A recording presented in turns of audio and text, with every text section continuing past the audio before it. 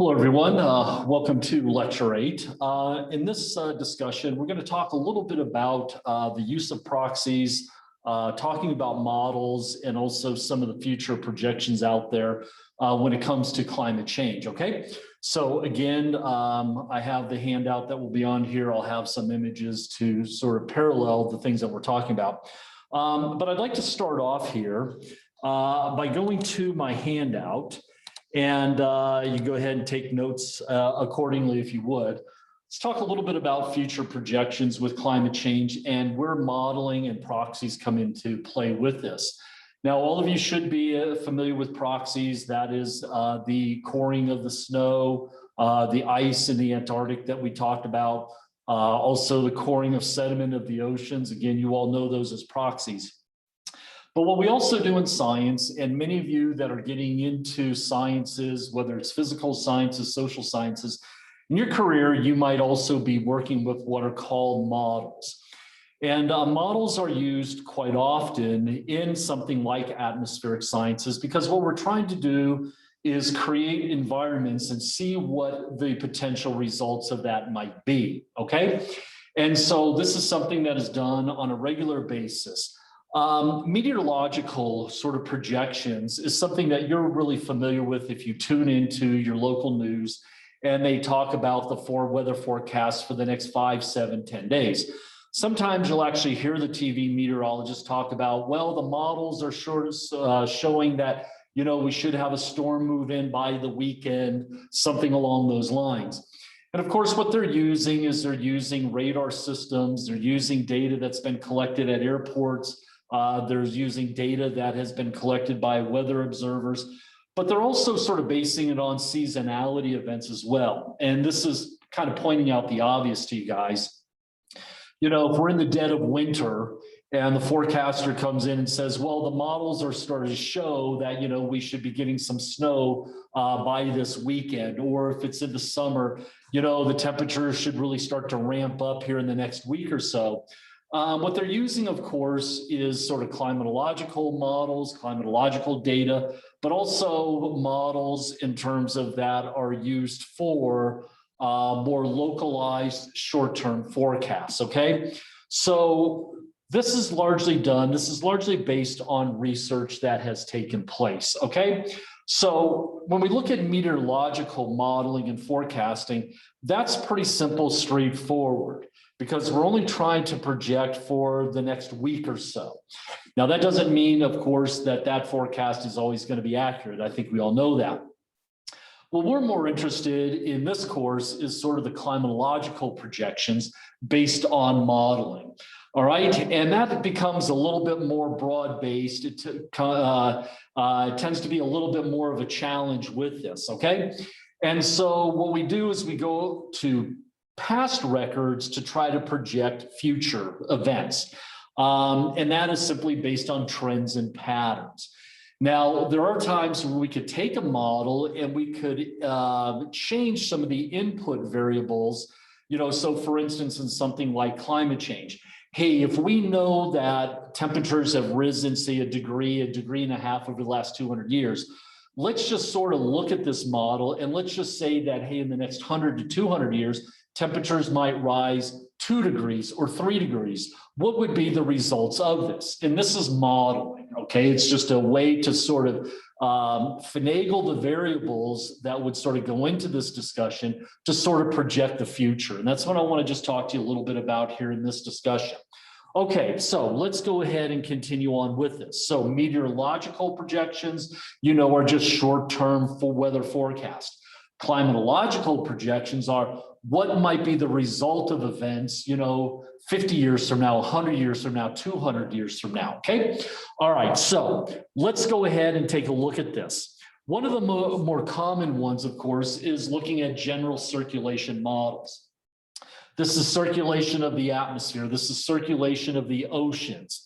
All right. And so, of course, when we look at this, we also take a look at the impacts of increased greenhouse gases, GHG.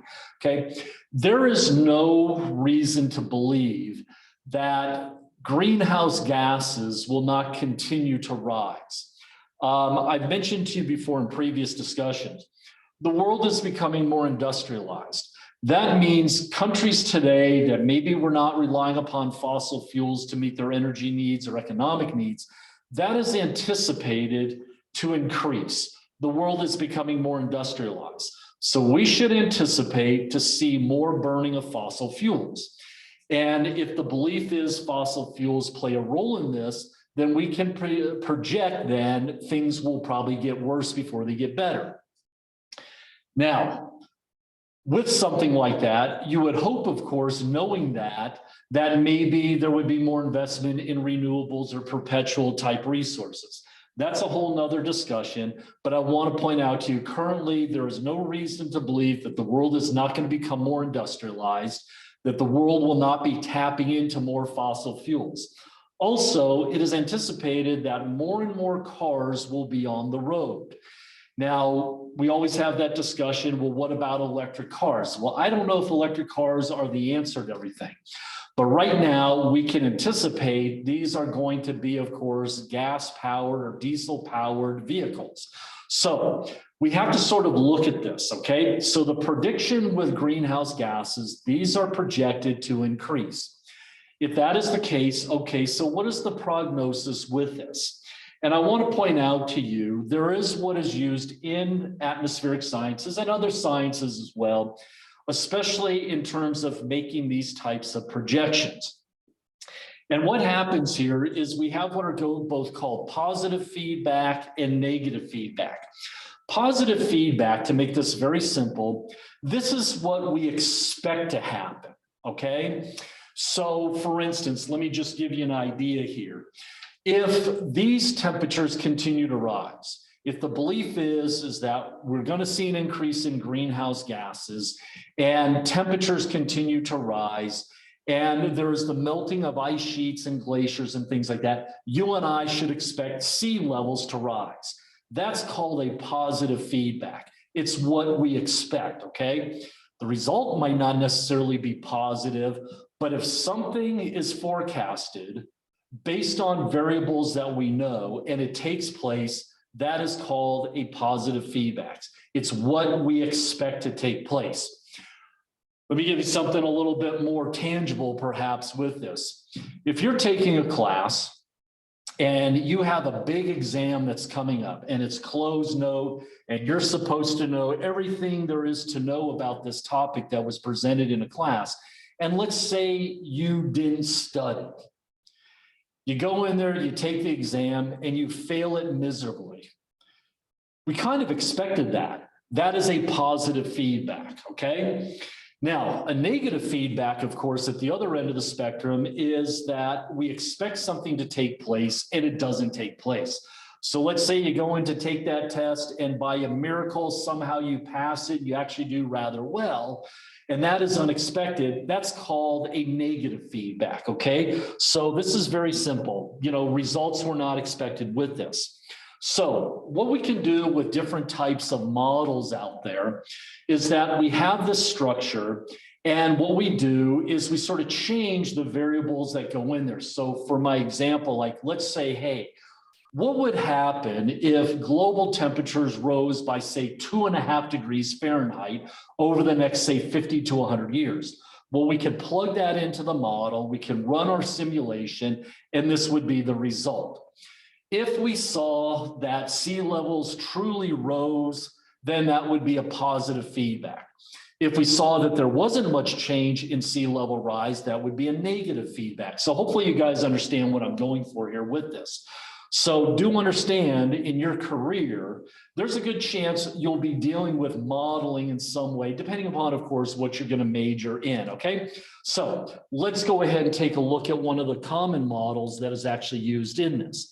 So this is something, of course, that you're familiar with. We've already talked about this, okay? And so what we have here is that we have, of course, the global circulation or the global atmospheric circulation model. Okay. So when we look at this, these are very good models for simulation, if you will, okay? And it allows us to look at sort of the transferability of heat throughout the atmosphere. So Guys, what we have here, of course, is that we are taking a look. Don't worry so much about these Hadley or Ferrel cells, polar cells. I'm looking more at sort of the circulation of things. And I went over this with you guys before. You know, this is the intertropical convergence zone, the subtropical high pressure.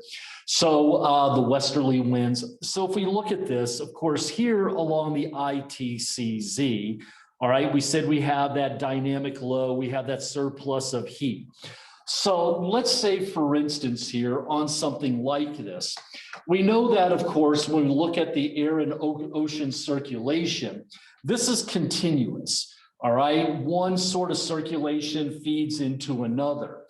And certainly one of the things that becomes very important with something like this is that, of course, as we see this heating, as we see sort of these changes, and remember in the last discussion I had with you guys, I believe I talked a little bit about the wobbling of the Earth on its axis, or, you know, sort of this Earth-Sun relationship changes. Would that have an impact on these circulation patterns? And the answer to that, of course, is yes, okay? And so this, of course, where we do this is that we say, so let's change this if we could. So let me give you an example with this to hopefully make this a little bit more sense. Right here along the intertropical convergence zone, in the summer months in the Northern Hemisphere, that zone of that dynamic low actually starts to expand because of the heating in the Northern Hemisphere. When that takes place, that sort of triggers what we call the monsoons. And if you remember, I mentioned to you guys, monsoons are more winds, okay? There's the wet monsoons where you see a lot of rainfall. There's the dry monsoons where you get a lot of dry winds, okay? And what typically happens is you get this expansion in the summer months in the Northern Hemisphere. And then in the winter months, it sort of contracts, okay? Because the heating is not there. But hypothetically, though, the question is, what if that intertropical convergence zone continues to expand simply because of the constant heating?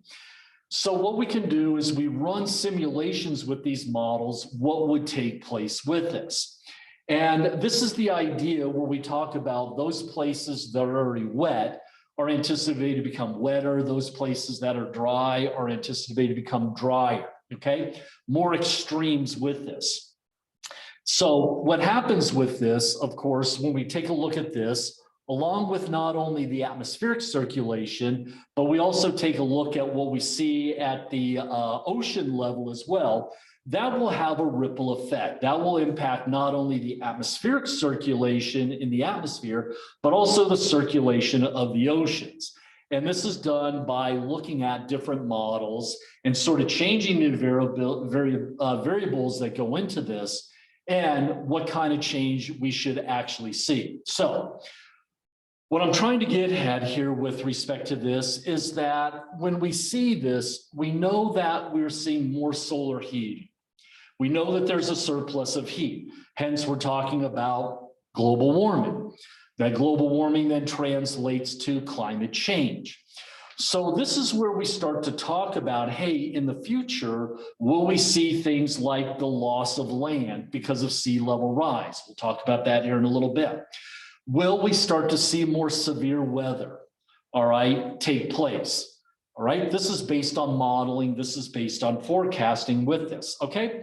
So let's go ahead, and what I'd like to do here is I want to talk a little bit about events, of course, that should be somewhat familiar to us, you know, if you've been around for any length of time, and we look at this. Okay, so models are very good to take a look at air and ocean circulation. Okay, so I tried to draw the parallel, how one responds to the other. All right, one influences the circulation of the atmosphere, can influence the oceans. Oceans can influence the atmosphere.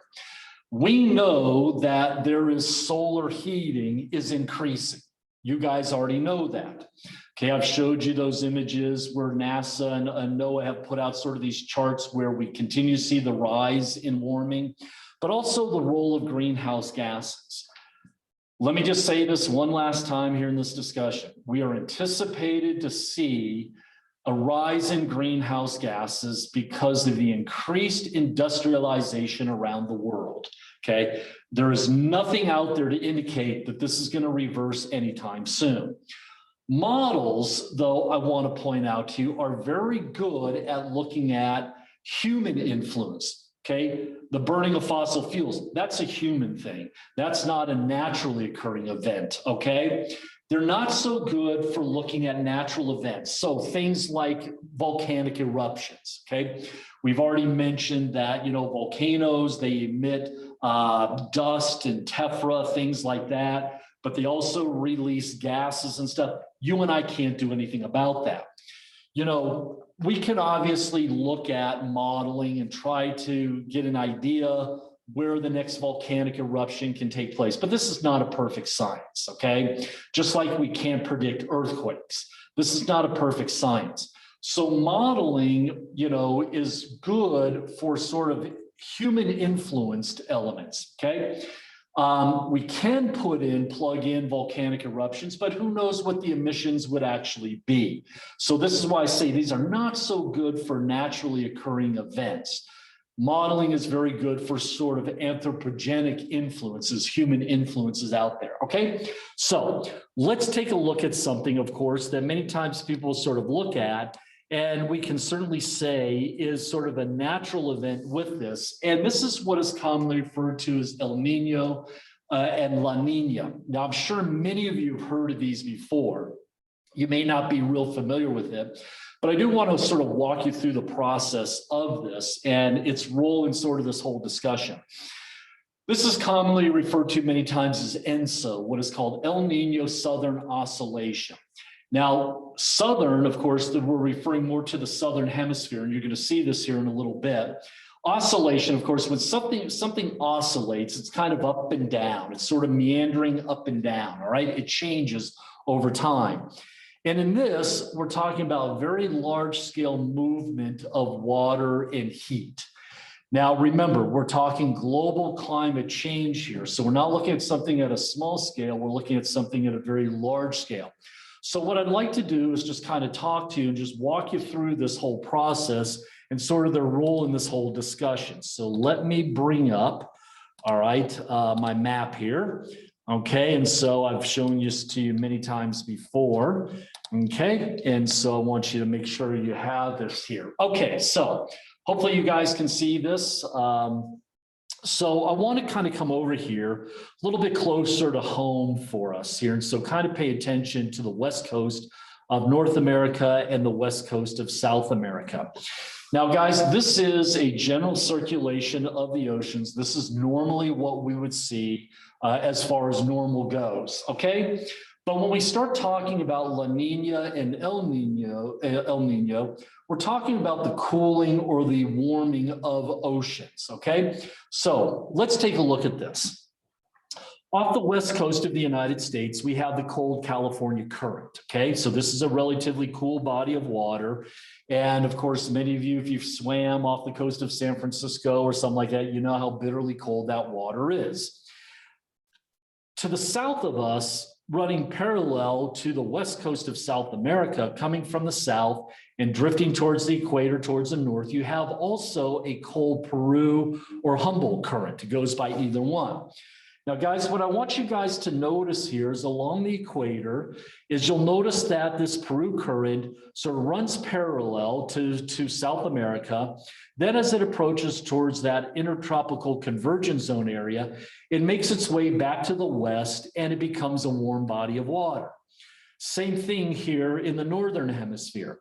So I have this cool California current, it comes down, starts heading towards the equator, then it makes its way back to the west. It's a warm body of water.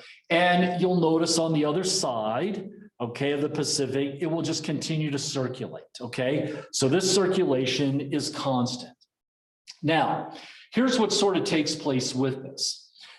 There are times when we look at this and we look at whether these oceans are warming or cooling. So what happens here is this. If this current continues to come on up and it continues to remain cool, all right, instead of, kind of overruns this warm body of water here, and that cold water continues to rise up, many times we'll call for what is called the La Nina season. So what does that mean to us here locally? Well, here in northern Nevada, typically what that means is that we will tend to experience much more mild winters. And what that means is that less precipitation. So when we go through winters where we don't get a whole lot of moisture, a lot of times it's because we've been forecasted for a La Nina conditions. Now, what that means is that if we're not getting our moisture, all right, if we're not getting our average precipitation, that means somebody else is getting it. Okay, it sends off sort of this ripple effect. A lot of times what we'll see places like the Pacific Northwest, if you go up towards Portland and Seattle, on up towards Vancouver, British Columbia, during La Nina conditions, they tend to get a lot of rain, a lot of snow, where we're left kind of high and dry. The ocean temperatures have sort of cooled, okay, under La Nina conditions. That can also mean it sets off a ripple effect across this country as well. Many times when you and I are experiencing La Nina conditions here in northern Nevada, not only are they experiencing wet conditions in the Pacific North, but in other parts of the country, we can also see, there's a change as well. A lot of times the eastern United States is just getting hammered, all right, in terms of rain and snow. So it sets off this chain of events. What I'd like for you to know with this El Nino Southern Oscillation is that we're looking at the temperatures of these bodies of water and what that actually means. So under La Nina conditions, what I'd like for you to know is that we tend to be very dry. We tend to be much drier conditions. We're not receiving our normal precipitation that we should see.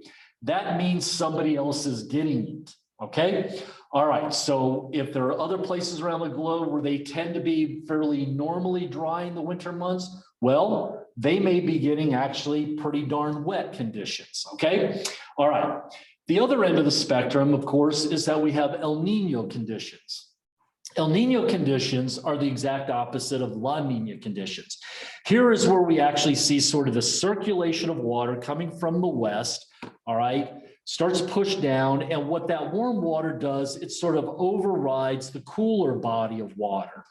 And typically in El Nino conditions here in northern Nevada, you and I would see maybe more precipitation than normal.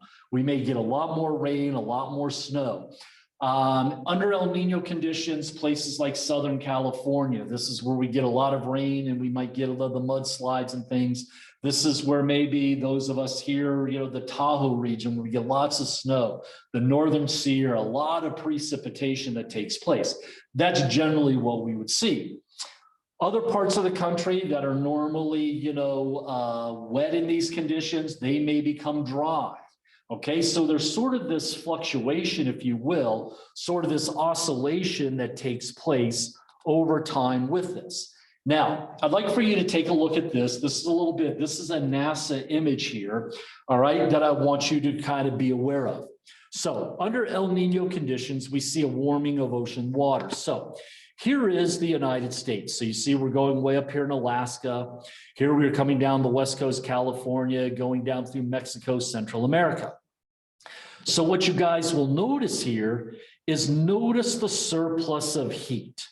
Notice this whole surplus of heat off the west coast of South America and the surplus of heat sort of making its way up the western United States.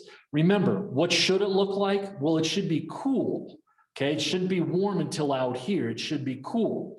But under these El Nino conditions, kind of note how much warmer it is along here. That is providing heat. That's providing evaporation. That's providing more moisture for the atmosphere. That's when you and I get our heavy rainfall and snowfall, okay? So let's come over here. So here I have my La Nina. Notice going all the way from the Gulf of Alaska, continuing down, it's cool, cool, cool. We know that it's normally cool, but notice how cool it is out here in this circulation. Okay, so you guys all know that again, I'm kind of coming back here. This should be all cool here. This should be all cool here, but it should be warm out here. But notice under these La Nina conditions, notice this abundance of cool bodies of water, and hence what we tend to see, at least for us, we tend to be a little bit higher and drier with this, okay? Now, what happens here is that when we see this oscillation, is that we know we can anticipate these dips. Well, does this have any role with climate change? Well, it could potentially, all right? It could become more accentuated. It could become more severe, all right? And that's a huge circulation pattern that takes place. Remember, this is global. I want to also point out something to you guys with this. One thing that we have sort of noticed with respect to El Nino, La Nina, during La Nina conditions, is that if we have a La Nina one winter, is that what takes place in the summer? Well, I can tell you that in 2011, we had one of the worst tornado outbreaks in throughout US history, recorded history. The year 2011 was just a horrible tornado season. There was a monumental breakout of tornadoes in places like Oklahoma, Texas, Missouri, Alabama. Now, places like Texas, Oklahoma and stuff, that's kind of normal, but it went a little bit farther east and a little bit farther to the north, but also in places like Alabama and Missouri. Joplin, Missouri was heavily impacted. What we also see is that historically, starting to see the emergence of a pattern of a more active hurricane season as well, later in the summer, late into the fall. All right, so we know that La Nina has the potential to sort of whip up more severe storms a little bit later on. So these are things that we sort of need to take a look at, that if an El Nino becomes more enhanced, what does that mean? If La Nina becomes more enhanced, what does that actually mean? Okay, so we'll take models, we'll sort of plug in that El Nino, we'll plug in that La Nina and see what actually happens with this. So these are sort of important events to sort of keep in mind with this. Now, the other thing that I want to point out to you is that in this discussion as well, along with, you know, the La Nina, El Nino, it's the tropical Pacific, where I was showing you along the intertropical convergence zone down along the equator. But what happens here also is that when what takes place here are the trade winds are greatly impacted with that as well.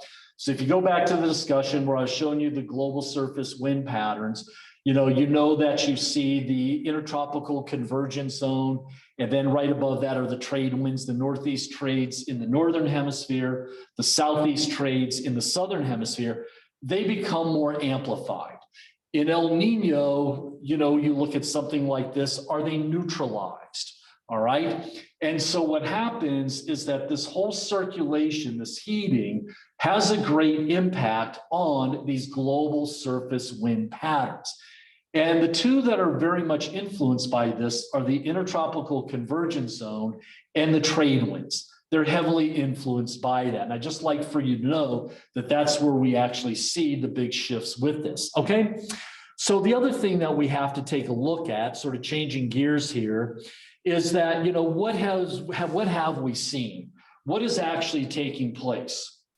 Okay, the one other thing that becomes important with this circulation pattern as well is sort of reading what is taking place with ice sheets and ice caps across the globe. I want to show you something here real quick. I'm going to show you some images here. If any of you have ever been to these places, I don't know if any of you have ever been to, oops, sorry, let me do something here. I apologize. Let me go to this. Okay, so I don't know if any of you have ever been to like Glacier National Park. Okay.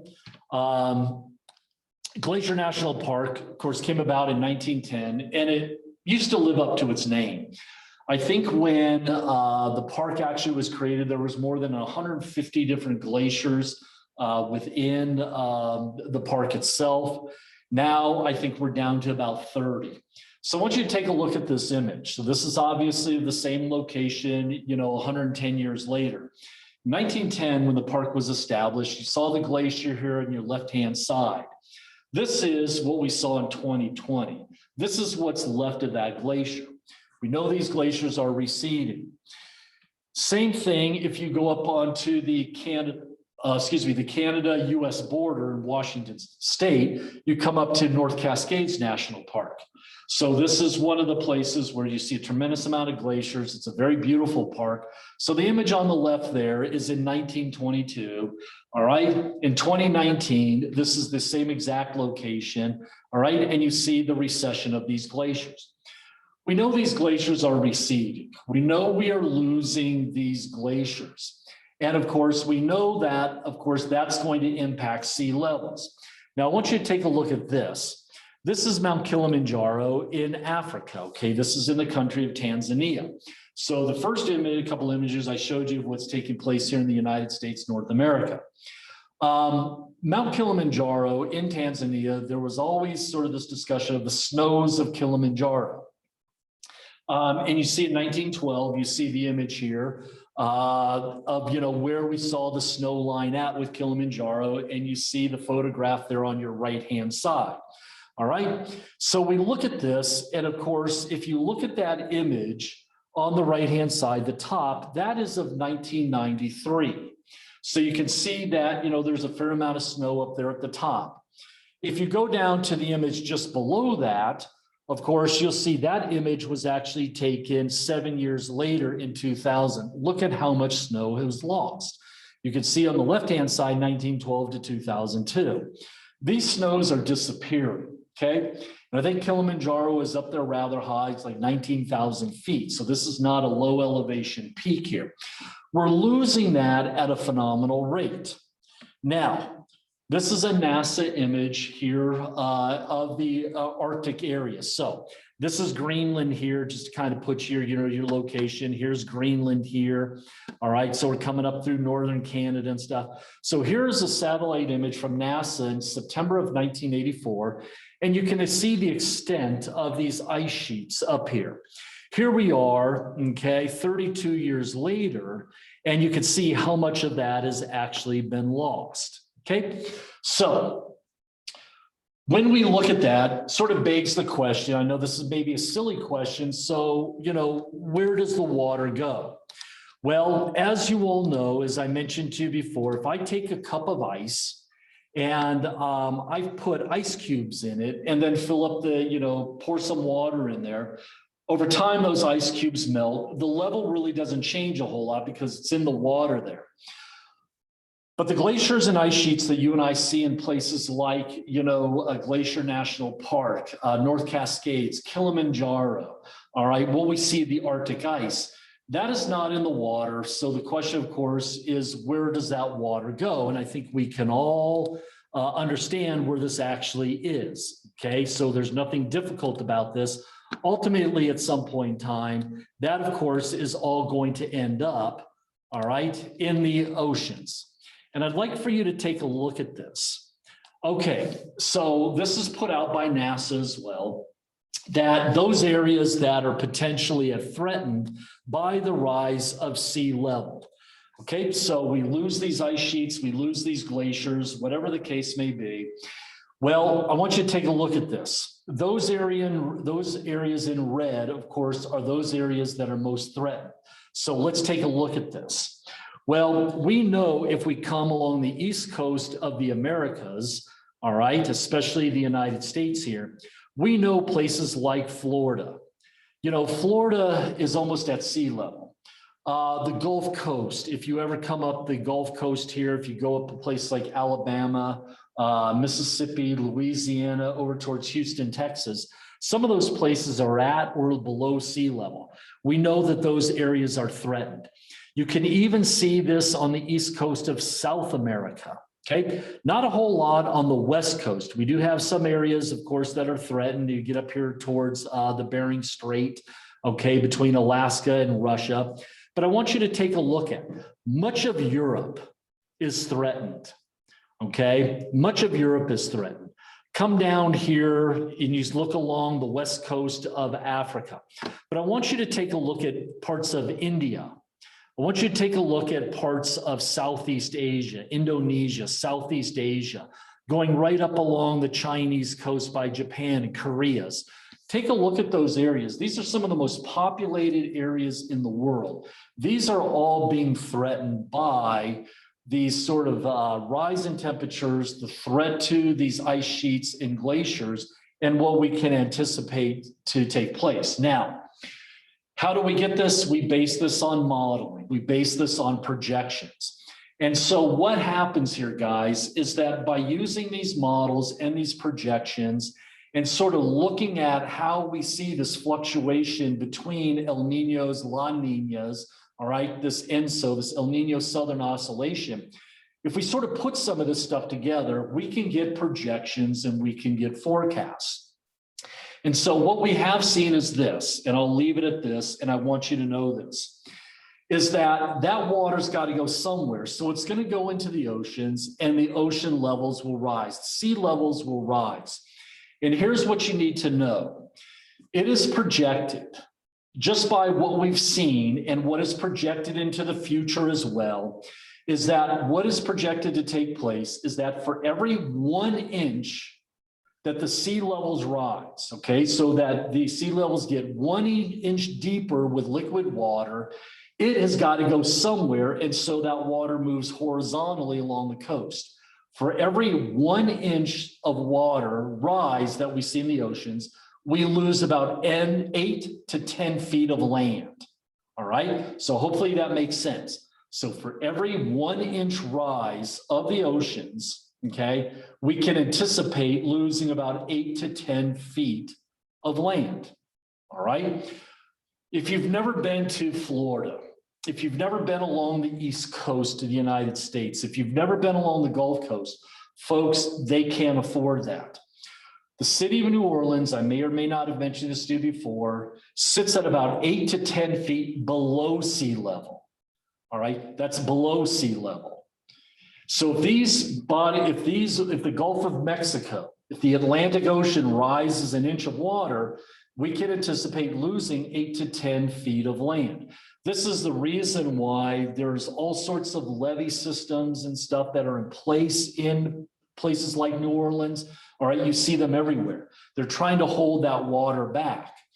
Now, this poses a little bit of a challenge.